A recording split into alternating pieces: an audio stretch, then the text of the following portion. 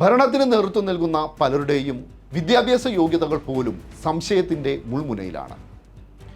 ഒരു വശത്ത് വിദ്യാഭ്യാസം എന്ന പേരിൽ കാവ്യവൽക്കരണം, മറുവശത്ത് അന്ധവിശ്വാസങ്ങളുടെയും അശാസ്ത്രീയ നിലപാടുകളുടെയും എല്ലാം പ്രചാരണം. രാജ്യം ഭരിക്കുന്നവരുടെ നിലപാടുകൾ ഇങ്ങനെയെല്ലാം ആവുമ്പോൾ യാതൊരു സംശയവും വേണ്ട, ചോദ്യപേപ്പറുകൾ ചോർന്നുകൊണ്ടേയിരിക്കും. മോദി ഭരണത്തിന് കീഴിൽ രാജ്യത്ത് തട്ടിപ്പും വെട്ടിപ്പും നടത്തി തടിച്ചു കൊഴുക്കുന്ന ഒരു വിഭാഗമുണ്ട്.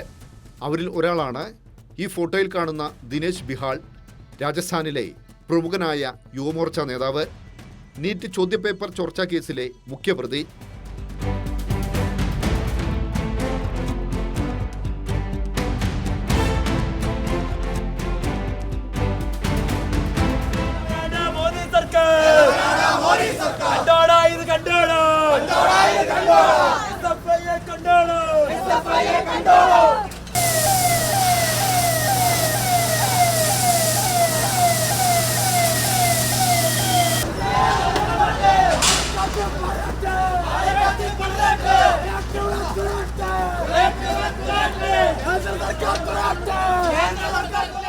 ഈ കേന്ദ്ര സർക്കാർ നടത്തുന്ന ഏതു പരീക്ഷയിലും ഞങ്ങൾക്ക് വിശ്വാസമില്ല. അതുകൊണ്ട് തന്നെ ഞങ്ങൾ ആവർത്തിക്കുന്നു, നാഷണൽ ടെസ്റ്റിംഗ് ഏജൻസി പിരിച്ചുവിടണം. നാഷണൽ ടെസ്റ്റിംഗ് ഏജൻസി പിരിച്ചുവിട്ട് രാജ്യത്ത് ഏറ്റവും നല്ല നിലയിൽ ക്രമക്കേടൊന്നുമില്ലാതെ ചട്ടങ്ങൾ പാലിച്ച് ഏറ്റവും മാതൃകാപരമായി പരീക്ഷ നടത്താൻ കഴിയുന്ന സ്ഥാപനങ്ങൾ സൃഷ്ടിച്ചെടുക്കണം. അതിന് രാജ്യത്തെ RSSന് കഴിയില്ല. സ്വകാര്യവൽക്കരണവും ഉദാരവൽക്കരണവും പുതിയ ദേശീയ വിദ്യാഭ്യാസ നയത്തിലൂടെ രാജ്യത്തെ മുഴുവൻ സർവകലാശാലകളെയും ഇല്ലാതാക്കുന്ന RSSന് അത് കഴിയില്ല. വർഷകാലത്ത് മഴ, വേനൽക്കാലത്ത് വരൾച്ച, ശീതകാലത്ത് മഞ്ഞ്, പരീക്ഷാകാലത്ത് ചോദ്യപേപ്പർ ചോർച്ച. ധർമ്മേന്ദ്ര പ്രധാൻ എന്ന പ്രമുഖനായ BJP നേതാവാണ് രാജ്യത്തെ വിദ്യാഭ്യാസ മന്ത്രി. മോദി സർക്കാർ അധികാരമേറ്റ ശേഷം രാജ്യത്ത് 50ഓളം ചോദ്യപേപ്പറുകൾ ചോർന്നു.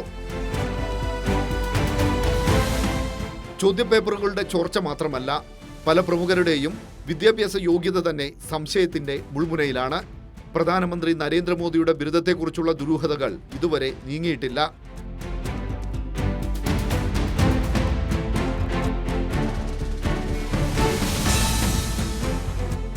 ഇനി ബീഹാറിലേക്ക് പോകാം.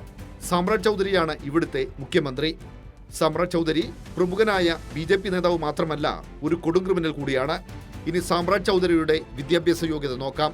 2010 തെരഞ്ഞെടുപ്പ് കമ്മീഷന് സമർപ്പിച്ച സത്യവാങ്മൂലത്തിൽ വിദ്യാഭ്യാസ യോഗ്യത 7ാം ക്ലാസ് ആണ്, അഥവാ SSLC പാസ്സായിട്ടില്ല.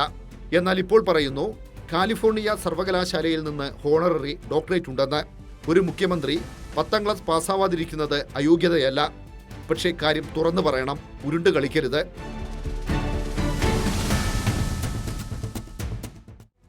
സാമ്രാജ് ചൗധരിമാർ അഴിഞ്ഞാടുമ്പോൾ ചോദ്യപേപ്പറുകൾ ചോരുന്നതിൽ യാതൊരു അത്ഭുതവുമില്ല.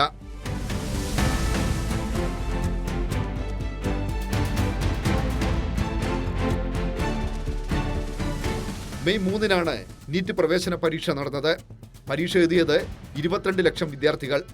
മെഡിക്കൽ പഠനത്തിനുള്ള പ്രവേശന പരീക്ഷയാണ് നീറ്റ്. കുറെ പണം മുടക്കി വിദ്യാർത്ഥികൾ പരിശീലനത്തിന് പോകുന്നു.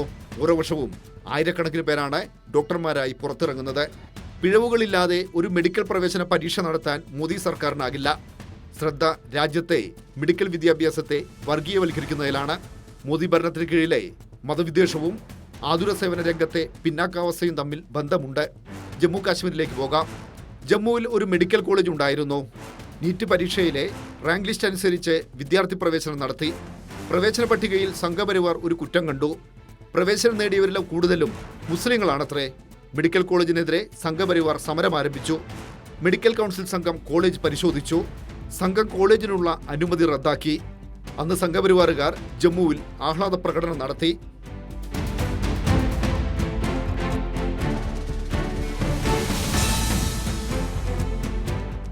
ജവഹർലാൽ നെഹ്റു നമ്മുടെ ആദ്യ പ്രധാനമന്ത്രി. നെഹ്റു ശാസ്ത്രചിന്തയും പുരോഗമന ബോധവും മതേതരത്വവുമെല്ലാം ഉയർത്തിപ്പിടിച്ചു. അങ്ങനെ ശാസ്ത്രീയ അടിത്തറയുള്ള ഒരു വിദ്യാഭ്യാസ പദ്ധതിക്ക് തുടക്കമിട്ടു. ആ അടിത്തറയ്ക്ക് മുകളിലാണ് ഇന്ത്യ എന്ന രാജ്യം കെട്ടിപ്പടുത്തത്. നെഹ്റുവിൽ നിന്ന് രാജ്യം മോദിയിലെത്തി. മോദി തീ തുപ്പുന്ന വർഗീയ പ്രാസംഗികൻ മാത്രമല്ല, അന്ധവിശ്വാസങ്ങളുടെയും അശാസ്ത്രീയതയുടെയും താരപ്രചാരകൻ കൂടിയാണ്.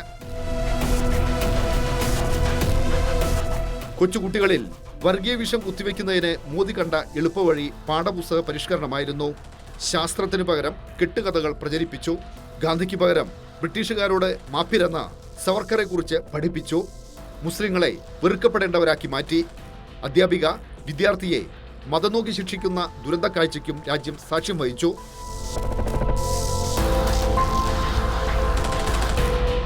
വിദ്യാഭ്യാസ മേഖലയിൽ വർഗീയവൽക്കരണത്തോടൊപ്പം കോർപ്പറേറ്റ് വൽക്കരണവും മോദി നടത്തി. ഇതിനെതിരെ ഉയർന്ന പ്രതിഷേധങ്ങളെ സർക്കാരും സംഘപരിവാർ ഗുണ്ടാസംഘങ്ങളും ചേർന്ന് അടിച്ചമർത്താൻ ശ്രമിച്ചു.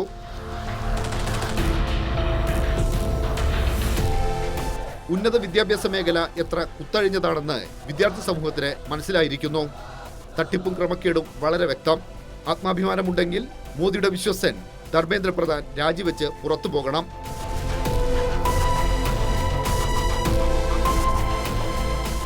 പണ്ട് സ്വാതന്ത്ര്യ സമരകാലത്ത് ബ്രിട്ടീഷുകാർ ഇന്ത്യൻ നാഷണൽ കോൺഗ്രസിന്റെ നേതാക്കളോട് ഇങ്ങനെയെല്ലാം പറഞ്ഞിരുന്നു: നിങ്ങൾ സമരമെല്ലാം അവസാനിപ്പിക്കണം, നിങ്ങൾക്കെല്ലാം വലിയ അധികാര സ്ഥാനങ്ങൾ നൽകാം, അല്ലാത്ത പക്ഷം നിങ്ങളെയെല്ലാം അറസ്റ്റ് ചെയ്ത് ജയിലിലിടും, അതിക്രൂരമായ പീഡനങ്ങൾക്ക് ഇരകളാക്കും. അന്ന് ഇന്ത്യൻ നാഷണൽ കോൺഗ്രസിന്റെ നേതാക്കൾ പറഞ്ഞു, ഞങ്ങൾക്ക് അധികാരം വേണ്ട, ഞങ്ങൾ ജയിലിൽ കിടക്കാം, പീഡനങ്ങളെല്ലാം ഞങ്ങൾ സഹിച്ചുകൊള്ളാം. അങ്ങനെയെല്ലാമുള്ള ഇന്ത്യൻ നാഷണൽ കോൺഗ്രസിൻ്റെ ഇന്നത്തെ നേതാക്കൾ വല്ലപ്പോഴുമെല്ലാം മഹാത്മാഗാന്ധിയുടെയും നെഹ്റുവിൻ്റെയും എല്ലാം ആത്മകഥകൾ വായിച്ചിരിക്കണം.